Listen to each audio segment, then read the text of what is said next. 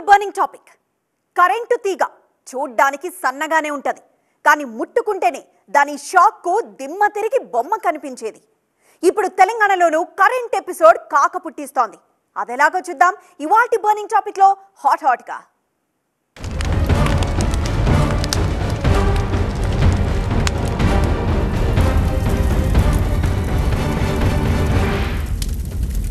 తెలంగాణ రాకముందు ఎట్లుండే, వచ్చాక ఎట్లుంది? నాడు కరెంట్ ఉంటే బ్రేకింగ్ న్యూస్, కానీ నేడు కరెంటు పోతే బ్రేకింగ్ న్యూస్. అలాంటి స్థితికి తీసుకొచ్చిన ఘనత బీఆర్ఎస్ది, మా కేసీఆర్ది. అలాంటి కేసీఆర్ మీద విచారణ, నోటీసులా? ఎంత మాట అంటూ తెలంగాణ ప్రభుత్వంపై గులాబీ దండు విరుచుకుపడుతోంది. విద్యుత్ శాఖలో అవినీతి జరిగిందంటూ రేవంత్ సర్కార్ నియమించిన ఏకసభ్య కమిషన్ తీరును తప్పుపడుతోంది. ఇంతకు విద్యుత్ కొనుగోళ్లలో జరిగిందేంటి? కాంగ్రెస్ సర్కార్ చెబుతున్న వర్షన్ ఏంటి?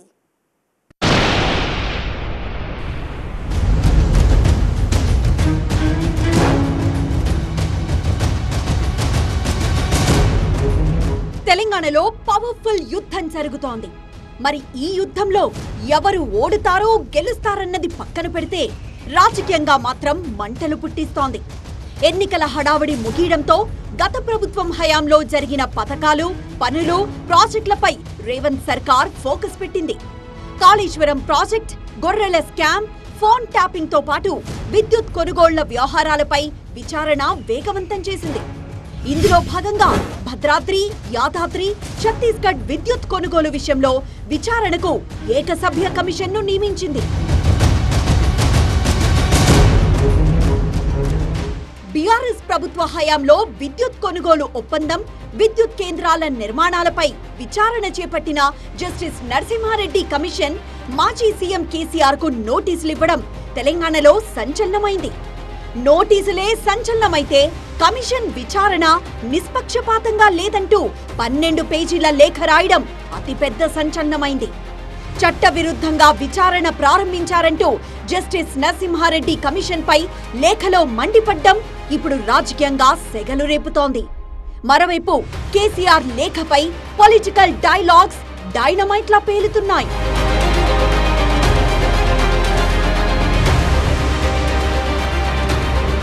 తప్పు లేకుంటే ధైర్యంగా విచారణ కమిషన్ను ఎదుర్కోవాల్సింది పోయి ఇలా లేఖలు రాయడం ఏంటంటూ కాంగ్రెస్ సైడ్ నుండి వరుస పెట్టి వ్యంగ్యాస్త్రాలు వచ్చి పడుతుంటే అసలు ఈఆర్సీలు వెలువరించిన తీర్పులపై ఎంక్వైరీ కమిషన్ ఏర్పాటు చేయడం చట్టవిరుద్ధమన్నది మాజీ సీఎం కేసీఆర్ వాదన. ఈ విషయం కూడా ప్రస్తుత ప్రభుత్వానికి తెలియకపోవడం విచారకరమని, చట్టవిరుద్ధంగా విచారణ ప్రారంభించడమే కాకుండా మీడియా ముందుకొచ్చి మరీ అవినీతి జరిగిందన్నట్లుగా కమిషన్ వ్యాఖ్యలు చేయడమేంటన్నది కేసీఆర్ ప్రశ్న. కమిషన్ వ్యవహరిస్తున్న తీరు సహజ న్యాయ సూత్రాలకు విరుద్ధంగా ఉందని, కమిషన్ ముందుకొచ్చి ఏం చెప్పినా ప్రయోజనం ఉండదని లేఖలో పేర్కొన్న కేసీఆర్ లేఖలోని అంశాలను పరిగణలోకి తీసుకొని ఎంక్వైరీ కమిషన్ బాధ్యతల నుంచి స్వచ్ఛందంగా వైదొలగాలని జస్టిస్ నరసింహారెడ్డికి విజ్ఞప్తి చేశారు. కేసీఆర్ వ్యాఖ్యలకు అంతే ఘాటుగా స్పందించారు కాంగ్రెస్ నేతలు. నిజాయితీకి మారు పేరు భారతదేశంలో ఎల్ నరసింహారెడ్డి. ఆయన గురించి కేసీఆర్ గారికి తెలుసు. ఎందుకు వద్దంటున్నా అంటే మొత్తం నరసింహారెడ్డి గారు ఎవరికి ఇంటోడు కాదు, వాస్తవంగా పోతాడు. జైలుకి పోయేది ఖాయము. 30,000 అన్నారు, 45,000 దాటింది, ఇంకా 15,000 పెరుగుతుండొచ్చు. నేను ముందుకెళ్ళి చెప్తే ఆ రోజు నన్ను ఏమన్నారు, తెలంగాణ నల్గొండ ద్రోహి, నల్గొండ కరెంటు వద్దన్నాడు. అరే కరెంటు కోసం కాదరా నాయన, మీరు పైసల కోసం ప్లాంట్ పడుతుండ్రు, 3 రూపాయల యూనిట్కి బయట దొరుకుతుంది, 9 రూపాయలు ఖర్చు అవుతుంది, మీ లంచాలతో 10 రూపాయలు దాటుతుంది యూనిట్ ధర అని చెప్పిన. ఈ చర్చ జరిగినప్పుడు సవాలు విసిరింది, దమ్ముంటే వేయి అని చెప్పినందుకు ముఖ్యమంత్రి గారు మాట్లాడి ఎంక్వైరీ చేసిండు. విచారణ తీరును బీఆర్ఎస్ తప్పుపడుతుంటే అసలు ఈ వ్యవహారంలో మరింత లోతుగా విచారణ జరిపించాలంటోంది బీజేపీ. పవర్ పర్చేజ్ సంబంధించినటువంటి విషయంలో జస్టిస్ నరసింహారెడ్డి గారు విచారణ సంఘం జరుగుతూ ఉంది. నేను ప్రత్యేకంగా వారిని కోరుతా ఉన్నా, మరో వారం రోజుల పాటు గడువు పొడిగించాలని చెప్పని నేను విజ్ఞప్తి చేస్తా ఉన్నా. కేవలం ఈ విచారణ అనేది అధికారులకు పరిమితం చేయటం కాకుండా ఆనాడు బలమైనటువంటి ఆధారాలతో ఈ ఒప్పందాలని తప్పుపట్టినటువంటి రేవంత్ రెడ్డి గారిని, ఉత్తమ్ కుమార్ రెడ్డి గారిని, అదే రకంగా జానారెడ్డి గారిని కూడా ఈ కమిషన్ పిలవాలని చెప్పని భారతీయ జనతా పార్టీ పక్షాన నేను డిమాండ్ చేస్తా ఉన్నా. ఇలా అధికార విపక్షాల మధ్య విద్యుత్ కొనుగోలు ఒప్పందాలపై రాజకీయంగా పెద్ద దుమారమే రేపుతోంది.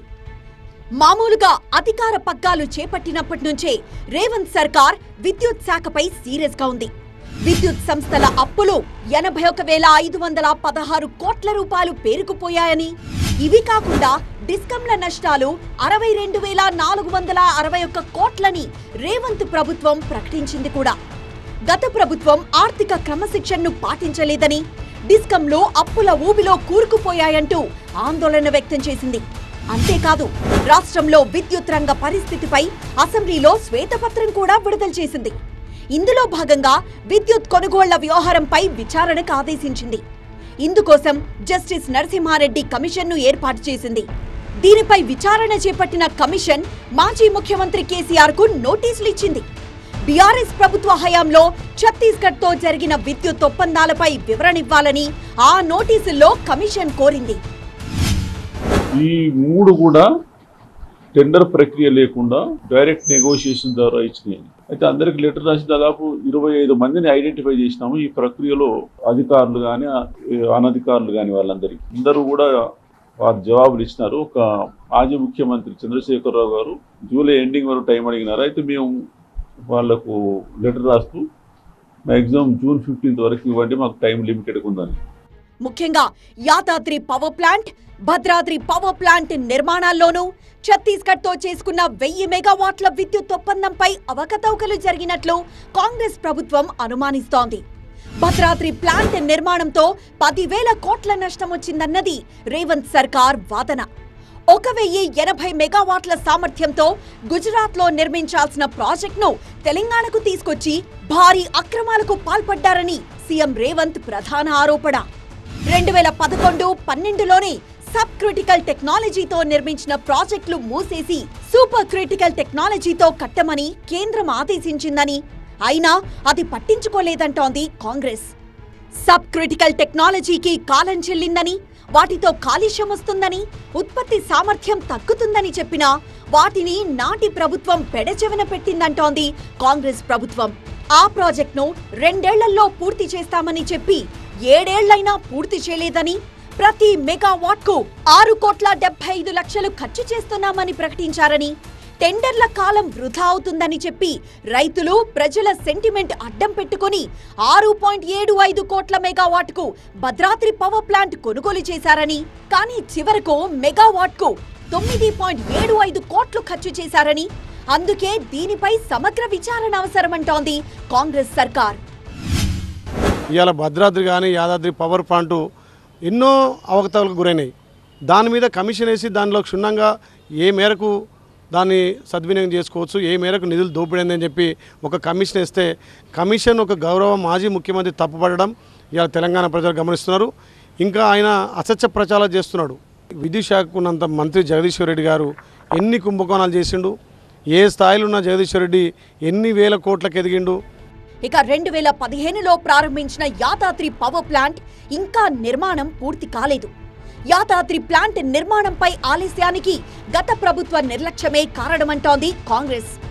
మెగావాట్కు 8.64 కోట్లుండాల్సిన ఖర్చు పెరిగి అది 9 కోట్లకు చేరింది. దీంతో యాదాద్రి అంచనాలు 34,543 కోట్లకు పెరిగాయంటోంది కాంగ్రెస్ సర్కార్. యాదాద్రి అంచనాలు పెరగడానికి, పూర్తి కాకపోవడానికి టెక్నాలజీ వినియోగం విషయంలో అక్రమాలపై పూర్తి స్థాయిలో న్యాయ విచారణ అవసరమన్నది కాంగ్రెస్ వాదన.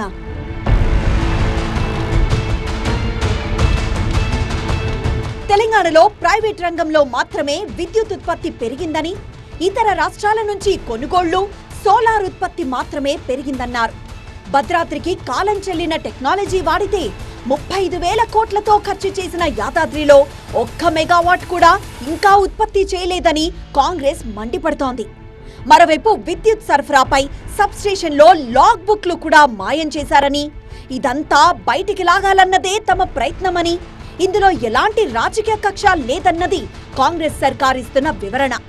మరోవైపు భద్రాద్రి ప్లాంట్ను కేంద్ర ప్రభుత్వ నిబంధనలు, మినిస్ట్రీ ఆఫ్ పవర్ నిబంధనలకు అనుగుణంగానే బీఆర్ఎస్ ప్రభుత్వం చేపట్టినట్లు బీఆర్ఎస్ నేతలు వాదిస్తున్నారు. తాము సబ్ క్రిటికల్ ప్లాంట్ తీసుకునే సమయానికి దేశంలో 39 ప్లాంట్లకు కేంద్రం ఆమోదమిచ్చిందని, విచారణకు తమకు ఎలాంటి అభ్యంతరం లేదని, ఛత్తీస్గఢ్ పవర్ మీద ఈఆర్సీ నిబంధనల మేరకే ఒప్పందాలు చేసుకున్నామని చెబుతోంది బీఆర్ఎస్. విచారణ కమిషన్ను చూసి ఎవ్వరూ భయపడడం లేదని రివర్స్ అటాక్ కు దిగుతోంది. మేము ఒప్పందం చేసుకున్నది కూడా ఛత్తీస్గఢ్ ప్రభుత్వంతో, government to government activity Chhattisgarh ప్రభుత్వంతో మేము ఒప్పందం చేసుకున్నాం. అదేవిధంగా BHEL లాంటి సంస్థ, దేశ నవరత్నాల్లో ఒకటైనటువంటి సంస్థ, ఆ సంస్థ చాలా పెద్దది. ఇవాళ ఆ సంస్థకు మేము పనులప్ప చెప్తే దాంట్లో ఏదో జరిగిపోయినట్టుగా కమిషన్ వాళ్ళు మాట్లాడడం అంటే, ఈ ప్రభుత్వం పత్రికలకు మీడియాకు ఇష్టం వచ్చినట్టుగా లీకులు ఇవ్వడం అంటే BHEL ప్రతిష్టను దెబ్బతీయడం కూడా అవుతుంది. ఈ తీరుగా పవర్ పై పవర్ఫుల్ ఫైట్ పరుగులు పెడుతోంది. ఓవైపు విచారణ కమిషన్, మరోవైపు పొలిటికల్ మిషన్ వెరసి రంజైన రాజకీయానికి విద్యుత్ శాఖ వేదికగా మారింది. విద్యుత్ అంశం రాజకీయంగానూ పెను దుమారం రేపుతోంది. బీఆర్ఎస్ జమానాలో విద్యుత్ ఒప్పందాలపై రేవంత్ సర్కార్ విచారణ కమిషన్ వేసి సంచలనం రేపితే, మాజీ సీఎం కేసీఆర్ తన వివరణతో మరో సంచలనానికి తెరతీశారు. అటు రేవంత్ సర్కార్ను, ఇటు విచారణ కమిషన్ తీరును ఆయన తీవ్రంగా తప్పుబట్టారు. రాజకీయ వేధింపుల్లో భాగమేనంటూ తీవ్ర ఆరోపణలు చేశారు కేసీఆర్. విద్యుత్ పై ఈ రేంజ్ లో వివాదాలొస్తాయని తెలంగాణ సమాజం ఊహించలేదు. మామూలుగా తెలంగాణ రాష్ట్ర ఆవిర్భావ సమయంలో తెలంగాణలో విద్యుత్ ఉత్పత్తి కేవలం 7,770 మెగావాట్లు. కానీ తెలంగాణ ఏర్పాటు తర్వాత విద్యుత్ ఉత్పత్తి సామర్థ్యం ఏకంగా 18,000 మెగావాట్లకు పెరిగింది. రాష్ట్ర ఆవిర్భావానికి ముందు తెలంగాణలో విద్యుత్ డిమాండ్ సుమారుగా 6,000 మెగావాట్లుంటే తరువాత విద్యుత్ డిమాండ్ 15,750 మెగావాట్లకు చేరింది. రాష్ట్ర ఆవిర్భావం తర్వాత విద్యుత్ రంగంలో 12,000 కొత్త ఉద్యోగుల నియామకం, అవుట్సోర్సింగ్ లో ఉన్న వారికి 22,600 మందిని ఆర్టిజన్లుగా మార్చటం, అలానే విద్యుత్ ఉద్యోగులకు పీఆర్సీ అమలు, ఇలా విద్యుత్ శాఖలో గతంలో ఎన్నడూ జరగని విధంగా అభివృద్ధి సంస్కరణలు చోటు చేసుకున్నాయి. ఇదే అంశం బీఆర్ఎస్ నేతలు పదే పదే చెబుతున్నారు. కానీ వాస్తవంలో గత ప్రభుత్వం ఎన్నో అక్రమాలకు తెరలేపింది అన్నది రేవంత్ సర్కార్ వాదన. అయితే ఇదే అంశంపై కేసీఆర్ గతంలోనే TV9 big news big debate లో స్పందించారు కూడా.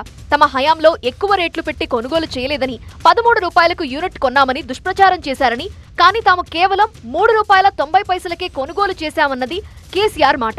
పీక్ సీజన్ లో తాత్కాలికంగా కావాల్సి వచ్చినప్పుడు మాత్రం మార్కెట్ రేట్ పెట్టామని, విద్యుత్ రంగంలో అక్రమాలు జరిగాయంటున్న కాంగ్రెస్ ఎలాంటి విచారణ అయినా చేసుకోవచ్చని, దానికి తాము సిద్ధం అంటూ TV9 వేదికగా సవాల్ విసిరారు కేసీఆర్. 13 రూపాయలకు యూనిట్ కొన్నారు అనమాట. యాక్చువల్లీ కొన్నది 3 రూపీస్ 90 పైసా అండి. కేవలం రొడ్డ కొట్టులాగా ఒకటే పద్ధతిలో 13 రూపాయలు కొన్నారు. 13 రూపాయలు కొంటారండి? ఎందుకు కొంటామండి? మేము కొన్నది లాంగ్ టర్మ్, అది 10 years PPAs కొన్నాం ఛత్తీస్గఢ్ దగ్గర. కానీ కేసీఆర్ వాదనను కాంగ్రెస్ పూర్తిగా తిప్పికొడుతోంది. కేంద్రం తక్కువ ధరకు విద్యుత్ ఇస్తున్నా అధిక ధరకు ఛత్తీస్గఢ్ నుండి విద్యుత్ కొనుగోళ్లకు ఒప్పందం చేసుకున్నారని కాంగ్రెస్ చెబుతోంది. దీనిపై ఇప్పటికే ఇన్ డెప్త్ విచారణ చేస్తోంది జస్టిస్ నరసింహారెడ్డి కమిషన్. బీఆర్ఎస్ హయాంలో పనిచేసిన కొందరు అధికారుల్ని పిలిచి కీలక అంశాలపై ప్రశ్నించింది. మాజీ సీఎండీ ప్రభాకర్ రావును, గతంలో మాజీ ముఖ్య కార్యదర్శిగా పనిచేసిన సురేష్ చందాను విచారించింది. ఈ సందర్భంగా ప్రభాకర్ రావు కమిషన్ ముందు రాతపూర్వకంగా సమాధానం ఇచ్చారు.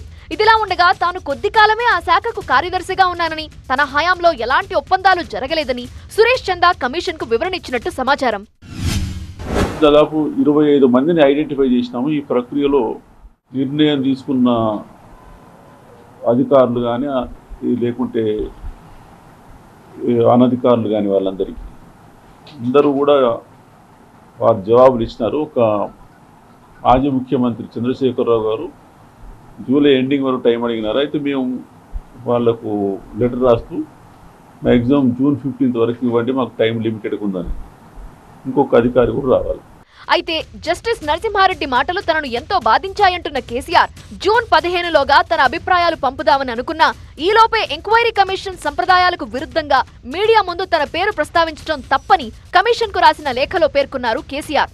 కమిషన్ మాటలు గత ప్రభుత్వానికి వ్యతిరేకంగా రిపోర్ట్ ఇవ్వాలన్న అభిప్రాయంతో మాట్లాడుతున్నట్టు స్పష్టంగా అర్థమవుతోందని, ఎంక్వైరీ కమిషన్ బాధ్యతల నుండి తప్పుకోవాలని నరసింహారెడ్డికి మాజీ ముఖ్యమంత్రి కేసీఆర్ లేఖలో విజ్ఞప్తి చేశారు. కేసీఆర్ లేఖతో విషయం మరింత కాంప్లికేటెడ్ గా మారే అవకాశం ఉందనే చర్చ జరుగుతోంది. మామూలుగా కమిషన్ నోటీసులకు స్పందించి కేసీఆర్ ఇచ్చే వివరణను బట్టి విచారణ కొనసాగుతుంది. ఒకవేళ కేసీఆర్ సమాధానం సంతృప్తికరంగా లేకుంటే విద్యుత్ కమిషన్ వ్యక్తిగత విచారణకు దిగుతామని సంకేతాలిచ్చింది కూడా. కానీ ఇప్పుడు కేసీఆర్ లేఖతో కమిషన్ ఎలా స్పందిస్తుంది అన్నది ఉత్కంఠ రేపుతోంది. ప్రధానంగా కమిషన్ విచారణపై కేసీఆర్ తెలుపుతున్న అభ్యంతరం ఈఆర్సీ తీర్పులపై విచారణ చేపట్టకూడదని, కానీ ఈఆర్సీ ఇచ్చిన తీర్పులన్నీ సహేతుకమే అని భావించడానికి లేదని, విద్యుత్ ఛార్జీలు పెంచుతూ తీసుకున్న నిర్ణయాలన్నీ రైటేనా అనే వెర్షన్ కూడా వినిపిస్తోంది. ఈఆర్సీ ఆదేశాల మీద న్యాయ విచారణ జరపటమే సరైంది కాదు అన్నారు. ఎందుకు జరపకూడదు? ఈఆర్సీ చేసినటువంటి నిర్ణయాలన్నీ, ఇచ్చిన తీర్పులన్నీ సక్రమమైనవే అని చెప్పి ఎందుకు అనుకోవాలి? విద్యుత్ ఛార్జీలను పెంచేందుకు అవకాశం ఇస్తూ చేసిన నిర్ణయాలన్నీ రైటేనా? ఖచ్చితంగా విచారణకు అభ్యంతరం పెట్టాల్సినటువంటి అవసరం లేదు. మరోవైపు కేసీఆర్ లేఖ ద్వారా లేవనెత్తిన అంశాల్లో 99% కరెక్టే అనే విశ్లేషణ మరోవైపు వస్తోంది. ఏదైనా విచారణ తరువాత తీర్పు ఇవ్వాల్సి ఉంటుందని, కానీ విచారణ కాకముందే మీడియా ద్వారా వెలుబుచ్చటం సరైంది కాదన్న వాదన కొందరు వ్యక్తం చేస్తున్నారు. లేఖ ద్వారా తెలంగాణ రాష్ట్రం ఏర్పడక ముందు విద్యుత్ పరిస్థితి ఎలా ఉందో, తరువాత విద్యుత్ ఉత్పత్తి పెంచేందుకు ఎలాంటి ప్రయత్నం చేశారో వివరంగా చెప్పారని, కానీ కమిషన్ కొత్త ప్రభుత్వానికి వత్తాసుగా మాట్లాడుతున్నారన్న అభిప్రాయం కూడా కొందరి నుండి వస్తోంది. గత ప్రభుత్వం చేసిన దాన్ని ఉద్దేశపూర్వకంగా ఏమీ చేయలేదని నిరూపించడానికి మాత్రమే ఇప్పుడున్న కొత్త ప్రభుత్వం ప్రయత్నం చేయొచ్చు. కానీ కొత్త ప్రభుత్వానికి మద్దతుగా వత్తాసుగా ఒక జడ్జి వ్యవహరించదు కదా అని ఒక ఎంక్వైరీ కమిషన్ ఏర్పాటులో ఎంక్వైరీ కమిషన్ అధ్యక్షత వహించిన నరసింహారెడ్డి గారు కూడా ఏం చేయాలి, అటుపక్క ప్రభుత్వం ఏదైతే ఎంక్వైరీ దేని మీద ఏ అంశాల మీద చేయమన్నారు అని చెప్పేదైతుందో అంశాలు పేర్కొన్నారో వాటి మేరకు పరిమితం కావాలి. అవి దాటి రాజకీయ అంశాలు జడ్జి గారు ఎట్లా మాట్లాడతారు? అదే జరిగింది. వాళ్ళ ఆయన ప్రెస్ మీట్ పెట్టడమే తప్పు అంటున్నాను స్పష్టంగా. మరోవైపు విద్యుత్ వ్యవహారాల్లో ఎలాంటి తప్పులు జరగలేదని, తనకెలాంటి నోటీసులు ఇవ్వలేదని గత ప్రభుత్వంలో విద్యుత్ శాఖ మంత్రిగా పనిచేసిన జగదీశ్వర్ రెడ్డి టీవీ9 డిబేట్లో వివరించారు. ఇదంతా ఓ మోటివ్తో చేస్తున్నారని ఆయన ఆరోపించారు. ఛత్తీస్గఢ్తోని ఒప్పందం, అవును. 2 పీజీసీఎల్ లైన్ విషయంలో చెల్లింపులు, 3 యాదాద్రిని ఎందుకు అక్కడ నిర్మాణం చేసినారు, 4 భద్రాద్రిలో సూపర్ క్రిటికల్ కాకుండా సబ్ క్రిటికల్ ఎందుకు వాడినారు. ఈ 4 ఎవరితోని మనకు అగ్రిమెంట్లు? కేంద్ర ప్రభుత్వ సంస్థ బిహెచ్ఎల్, భారతదేశంలో ఉన్న నవరత్నాలు ఒకటైన బిహెచ్ఎల్ సంస్థతోని. ఇందులో ₹1 ఎక్కడనైనా అవినీతికి స్కోప్ ఉంటుందా? అవకాశం ఉంటుందా? అవకాశమే లేదు. కాబట్టి ఈ విచారణ కమిటీ దీంట్లో ఏమీ తెలియదు. నేను ఆనాడే చెప్పిన దీని కొండందవి ఏందో ఎలుకన పడదాం అనుకుంటారు, కానీ ఎలుక కాదు, దాని తోక కాదు, దాని వెంట్రుక కూడా ఏం దొరకదు ఇలా అని చెప్పిన స్పష్టంగా నేను. మొత్తానికి అధికార విపక్షాల మధ్య పవర్ ఫైట్ దుమారం రేపుతోంది.